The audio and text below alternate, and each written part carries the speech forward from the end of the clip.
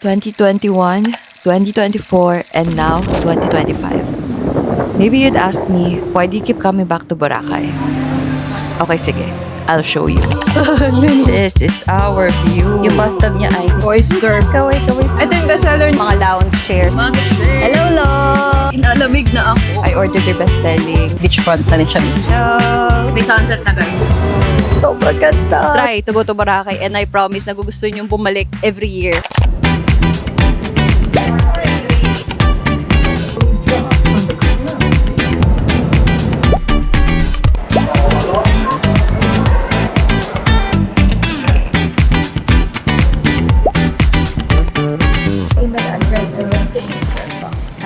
And we are finally back in Boracay. Pero this time, ang kasama ulit natin is si Dad and si Mom, plus Lolo and si Tita Aiza and si Tito Sunny. So this is basically a birthday celebration of Daddy kasi birthday niya mismo today, September 3. And then birthday celebration ni Lolo. So pa-birthday ko rin to sa kanya. Medyo late kasi habagat season yung birthday ni Lolo. So pinagsabay na lang namin. Si Daddy nasa dagat na.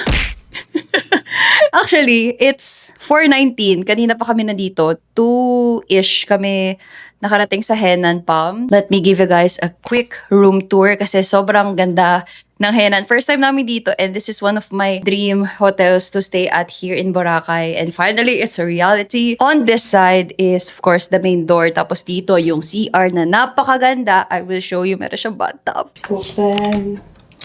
Ta-da! Boosh. This is the beautiful CR. Sobrang pumping ng CR, guys. Meron tayong shower here. Tapos naka-rain.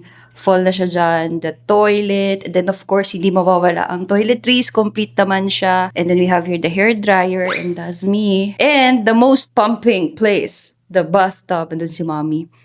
Yung bathtub niya ay may view. We have the towels. Tapos hot and cold naman yung shower nila dito. Let's now proceed to the other side. We have here a full-length mirror.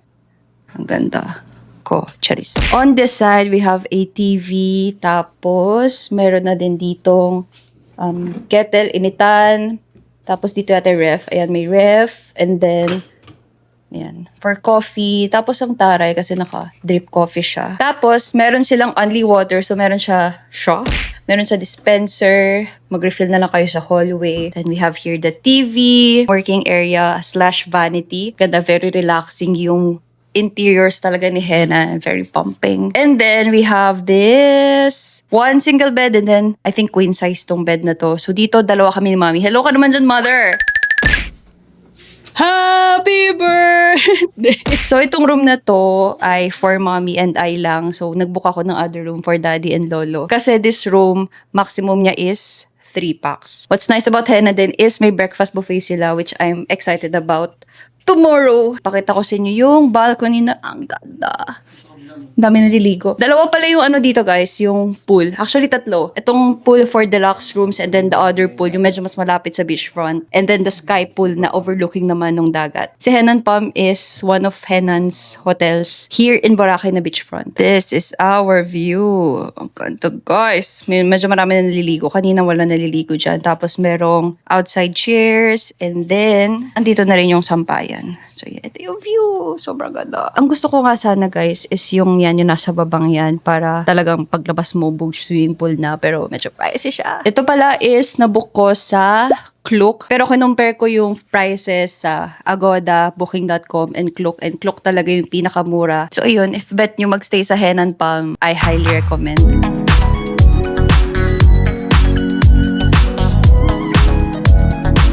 We are finally out and itong side yung bar. Tapos meron din sa taas. Liwanag sa taas. Tapos na din yung sky full. Ito guys yung Henan Palm. Tapos beachfront siya. Parang pansin ko medyo malayo yung dagat ngayon. Baka kasi medyo maulan recently. Tapos medyo maraming inanot na sea stuff. Pero hopefully by tomorrow mas maganda yung weather. And actually okay naman yung weather na wala na yung ulan. It's a Wednesday today, September 3, 2025. And hindi ganun kadami yung tao. Feeling ko by weekend, medyo dadami na yung tao. And si Lolo, kamusta? Ito, ayos lang. Ganda ba yung Boracay? Oo. First time din lalo dito sa Boracay. Tapos, kung gusto nyo magparaw, nandun sa area banda dun sa Station 1 yung pinaka-starting point ng paraw ceiling. Which is hindi ko pa natatry, pero feeling ko di ko rin siya matatry this time. Next time na lang.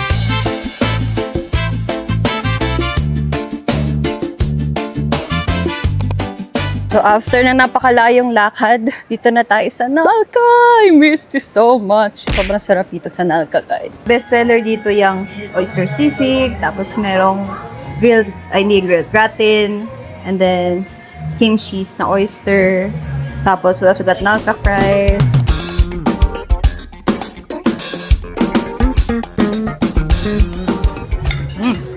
Sarap din nila sa bakal nila. Ito yung best seller nila, Dad, yung oyster sisig. Oyster, best oyster in the island.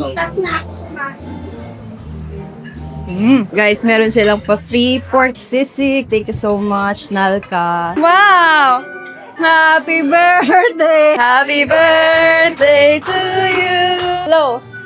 Hey! Happy birthday, Dad! Bumalik kami ng hotel after dinner sa Nalca. And kung meron kayo itatry sa Nalca, I highly suggest yung seafood rice nila as well as oyster sisig. Parang yung dalawang yun na okay na. I've tried 2 seasons oyster sisig. For me, better si oyster sisig ni Nalca. Maaga pa, 7:37, so ang plan is mag-swim. Yung ground pool nila open from 8 to 9. And then yung sky pool nila yung 9 to 10 p.m. I think because merong bar doon sa area na yun kaya mas late siya. Tapos meron na siyang kasamang beach towel.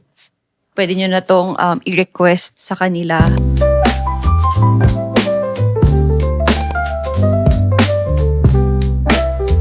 Ayan, yung main pool nila. Ang ganda, sobrang ganda. Tapos doon sa dulo yung other side, yung sa atin. Then this is the sky pool. Ay, wow. Wow.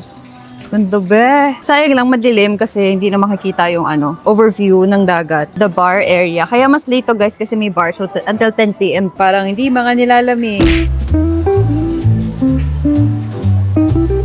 Parang umu-okay naman pala kapag nakadip na. Hindi na siya super lamig. Wag lang hahangin. Thank you so much po. Saan ko na lang? Sige po. Thank you po. Yeah, mango shake. Kahit inalamig na ako. May sumashot na po dito na birthday boy. Oh, cheers! Tamis. Tamis.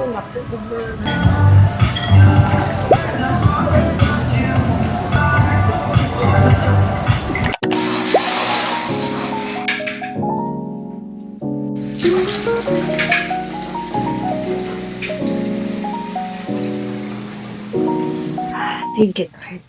Oh, good morning, everyone. Plan talaga namin today is mag-walking. And every time we go to Boracay, talagang prefer namin na magising ng mas maaga kasi sobrang ganda ng view sa umaga, guys. Ang ganda-ganda ng dagat. Sarap maglakad, sarap mag-chill, sarap magmuni-muni, lalo sa umaga. Iikot ko muna kayo around Station 2. Hindi muna tayo makakalayo kasi sasamahan ko si Lolo. Pero sila tita, sila mami, naglakad na sila pa grotto. So, sa Station 1 naman yun. So, before mag-buffet breakfast, mag-walking muna tayo sa labas. And I'll show you guys Boracay's beauty in the morning.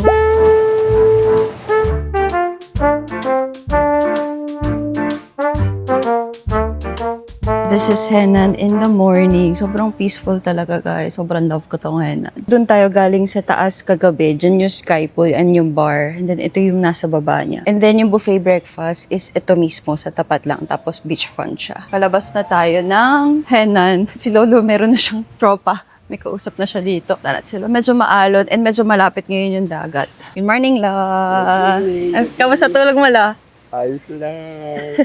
Malapit yung tubig ngayon. And medyo maraming, I think seaweed na nagkalat. So nag-walking na kami ni Lolo. Lo, kaway ka naman dyan, Lo. Kaway.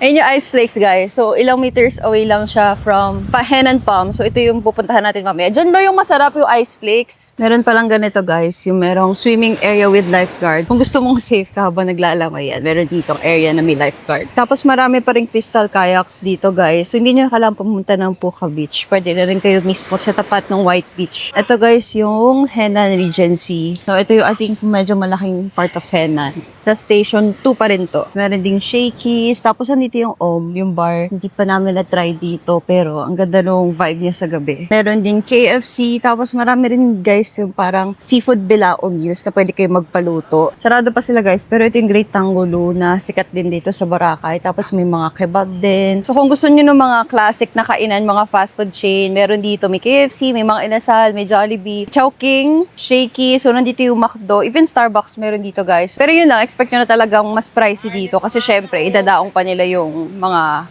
pagkain. So guys, yung McDo, and then katabi lang niya yung Sikat and OG Real Coffee, the original calamansi muffin. So since 1996 pala to, bago ako ipanganak. So hindi ko pa natatry tong calamansi muffin ng Boracay. Plan ko siyang itry bukas. So let's see kung okay ba talaga siya. Kasi parang nakita ko 400 yata yung 6 pieces. So medyo pricey siya for me. Maraming mag-aalok din ng massage if gusto nyo magpa-massage. Ang init. Ito guys, yung Mandarin Bay Resort. Meron pala silang unlimited prime rib. Parang masarap to, no? Meron ding sashimi, sushi. Wow, parang masarap to. May seafood lunch buffet din. Ay, parang mas bet ko to. Kung gusto niyo pala magpa-braid, yung standard price sa ata nila, may nag-alok sa akin kanina, 50 pesos, one side lang. Meron kasi ako nakikita online na parang overpriced sila. So, make sure na you ask first bago kayo magpa-braid.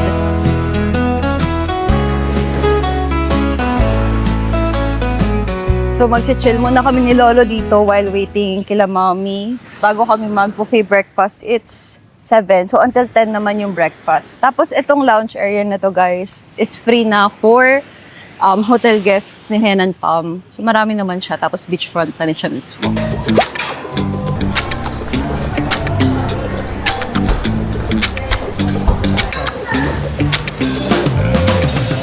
Uy, sarap niya na.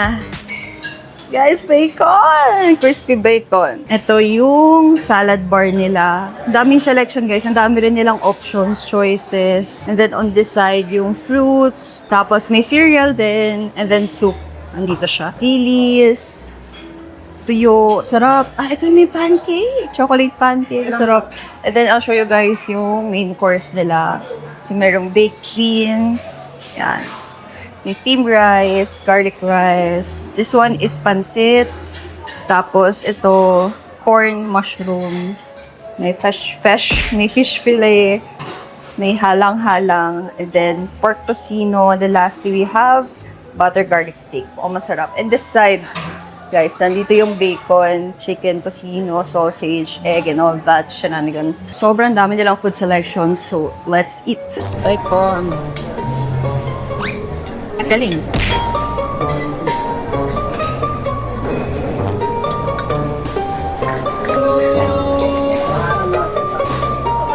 Masarap yung hot choco nila. The best. Can I just say na ang sarap ng buffet breakfast ng Henan Palm? I highly suggest talaga to Henan Palm. Sobrang dami nilang selections. Masarap yung luto ng food nila. Siguro if may kulang lang doon, kulang lang sila ng dessert. Kasi parang yung cakes nila may bayad na. Pero I don't know, baka kasi breakfast nga lang, kaya wala masyadong dessert. Pero they do have hot chocolate. May mga pancakes with chocolate, yung ganun. So yun na lang yung naging dessert ko.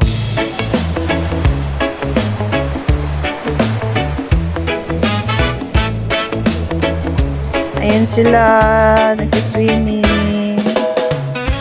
Hello guys! So after mga 5-minute walk, so 750 meters away, si Henan, 2 Seasons Coffee. So ito yung first coffee na itatry natin here in Boracay. Probably magtry ulit ako later and then tomorrow. So isi-share ko na lang siya sa inyo. Pero for now, let's try Seasons Coffee. Nasa second floor pala siya. So, nandito ako sa Season Cafe and I ordered their best-selling Boracay Sea Salt Latte. Na-try ko na siya actually. It's good, but parang mas lasa ko yung tamis than yung alat. Okay sana siya kung medyo balanced yung alat and tamis. And then I also ordered oatmeal cookies nila, 2 pieces. So, merong mallows and dark chocolate. Ito masarap to, especially the dark chocolate. Meron din pala sila ditong wifi. So, per drink yung wifi nila. And bilis naman siya. So, pwede talaga mag-work.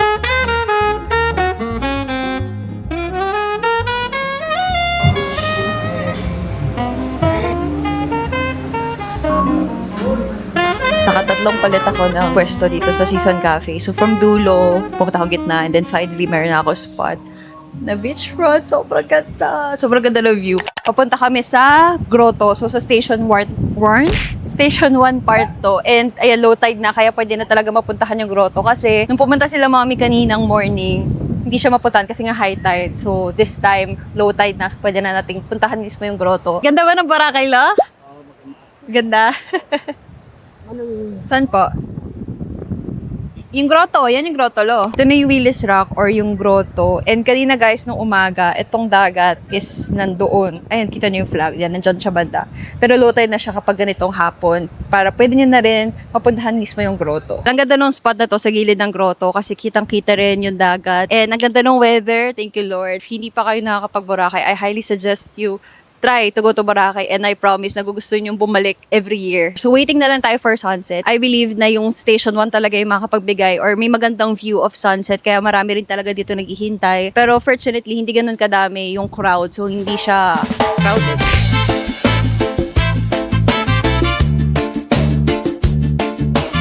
Ito yung isang branch ng Sunnyside Cafe na mas malaki. And then, dito yung Paraw. Punta tayo ng Jonas. So, dito lang yung Jonas. Papatikim natin kila Lolo. Ito yung Smooth Cafe na hindi ko napuntahan kahapon. So, tomorrow ko to pupuntahan. Tapos, sa likod niya, nandun yung Andox.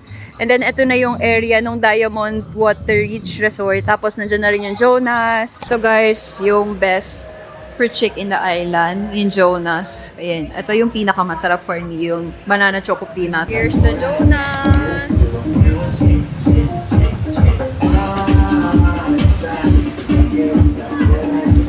So good. May sunset na guys.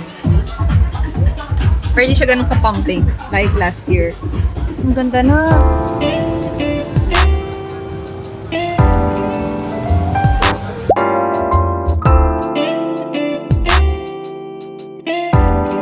Ito yung D-Mall guys, meron palang chocolateria. Ito yung sikat na crepe. Merong The Body Shop, may Turks. Sa area na to guys, maraming bilihan ng pasalubong. And then kainan, marami rin. Ito yung Island Chicken Inasal. Sobrang jam-pack na guys. As in, pang 7 kami.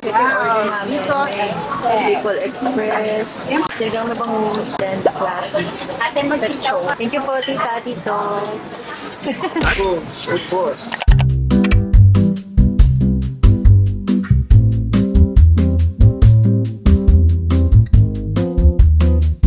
Hello, good morning po. Can I request for an airport transfer arrangement later? I will be surprising sila, mommy, sila tito, sila lolo ng Henan airport transfer. Kahapon, the first day namin, I booked via Klook, which is in Southwest. It was around 700 pesos. And kay Henan kasi, actually pricey siya, honestly. Round trip transfer is 19 pesos, pero kay Southwest is just 1280. Kaya I decided na, sige, kay Southwest na lang ako kasi mas mura siya. Ang nabook ko lang kasi kay Southwest is one way kasi hindi na available yung round trip. So, when we arrived in the airport, nakita namin talaga na sobrang VIP nung mga sa Henan na airport transfer. And I really saw na talagang paglabas mo ng airport, nandun na yung mismong van naghihintay na and lahat ginaguide. Compared to Southwest, kailangan ko pang tumawid sa kabila. Umuulan nun and medyo may mga pinrocess pa rin kasi nagpirma-pirma pa rin ako, nag-fill up pa rin ako ng name. All I expected was wala na talaga akong pipirmahan, wala na akong name na ililist kasi nga, na-fill up ko na siya sa Klook. Kaya sabi ko kahapon, sige, itatry ko mag-Henan kasi nakita rin nila mommy na sobrang VIP talaga. Tumawag rin naman sila sa akin after I think 3 minutes, kinonfirm nila na meron ng airport transfer with Henan late. Speedboat din ata yung island to island na transfer nila. So I'm very excited about that. Good morning, Lo! Dito na sila. Ay, liwanag. Dad, good morning. Good morning. Good morning, guys. Aga nila, oh. Outfit check. Ito guys, yung tapat ng Henan na merong mga lounge chairs and tables na beachfront na siya. I think bago to kasi nung last year. Or baka hindi ko lang napansin. Ewan ko. Hindi ko pa pala napakita sa inyo yung nails ko from Dear Nails. Sobrang ganda. Very beach vibes.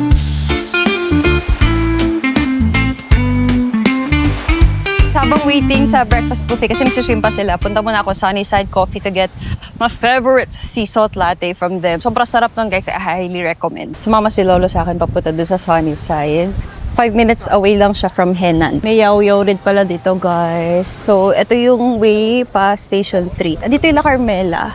Dito tayo pinakauna nagstay nung first trip natin dito sa Boracay. Tapos may mga bilihan dyan ng mga swimwear kung wala kayong dala or kulang. Meron dito mini grocery. Maraming mag-aalok dito sa inyo guys ng bread. Meron din dito scuba diving, free diving. Yung scuba na try na namin dito last tier ata. Ito yung Andox, yan pambansang pagkain dito sa Boracay. Kung wala naman kayong cash, kung maubusan, maraming ATMs available. Meron din ditong BDO, Metrobank ata, isa ko pa nakita. Ito yung menu nila. Ang masarap is this one, yung Little Wave. I got my order from Sunnyside. Sobrang sarap nito, guys. And this is the best sea salt latte I tried here in Boracay so far. Yun nga, na-try ko na kasi yung sa sea salt. Hindi siya ganun kasarap. Hindi ko masyadong malasa yung sea salt. And matamis siya for my liking. Mahilig ako sa matamis, pero sobrang tamis niya for a coffee. But this one, guys, sobrang sakto talaga ng lasa niya. Orderin niyo yung Little Wave. So nice. Meron siyang talaga, cream sa taas. So good. Ito guys, yung buffet breakfast ni Henan Palm. Lakayan, beachfront din siya. I'm checking kung same ng mga food selection from yesterday. Halos same. Medyo may nag-iba. Pero very minimal yung mga changes from the food selection. May mga chocolate pancakes pa rin. And then, let's see yung main course. Yung ba yun naman usually, yung may garlic rice. May pasta pala. Steamed. May fried chicken. This one is pork tapa. And then you have here corned beef. Tapos walang bacon today. Ang meron is ham. Fruit section nila, we have rambutan, papaya, and pineapple, yung cereal. And then, yung porridge nila ngayon is champurrado. Sarap, guys. Sobrang sarap nung, tawag dyan? Champurrado nila. Tapos haluan nyo lang toyo. Super sarap. We're here. Wow, super ganda. Well, there's something about the weather when we're out on our own. Something about the path that leads us forever home. We don't need a reason, just changing with the seasons, following the feeling in our souls. Now that you're with me. Ito tayo guys sa Real Coffee. Hindi pa kasi natin ito-try yung classic original muffin nila. This is 400 and then ito yung 200. Meron din sila mga oatmeal, peanut butter. Finally! Ito na ang ice flakes. Japanese matcha and then yung best-selling nila na mango coconut. Tapos mix-mix nyo na. Sobra sarap. Let's go!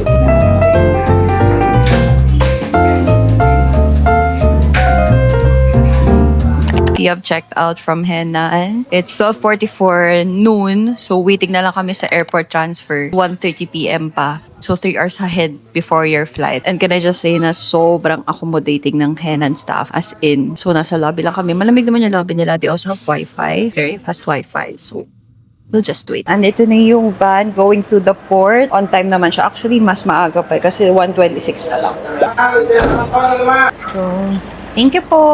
Ingat po kayo, ma'am. Thank you po. Nasa banda kami and we are now off to the port. Parang 15 minutes or more yung biyahe. Dito na kami sa port. Anong port ba to? Hindi ko alam kung anong port to, pero walang tao. Last year, I believe last year, sobrang jam-pack ng place na to. Hindi ko alam kung ba't walang tao ngayon. Ito guys, yung sasakyan natin. This time, speedboat na siya. Sobrang worth it talaga nung bayad sa Henan transfers. Ngayon ko lang na-realize. Ayan sila din mismo talaga nagbubuhat ng gamit. Ito. Hey guys!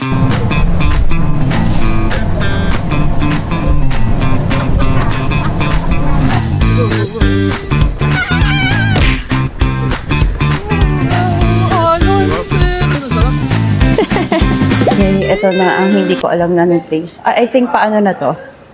Sasakay na pa airport. Lahat pala ng Henan is dito. So, ang dami kasi Henan sa Boracay. Dito lahat bababa pa airport. Ito na guys yung airport. Parang ilang thumping lang.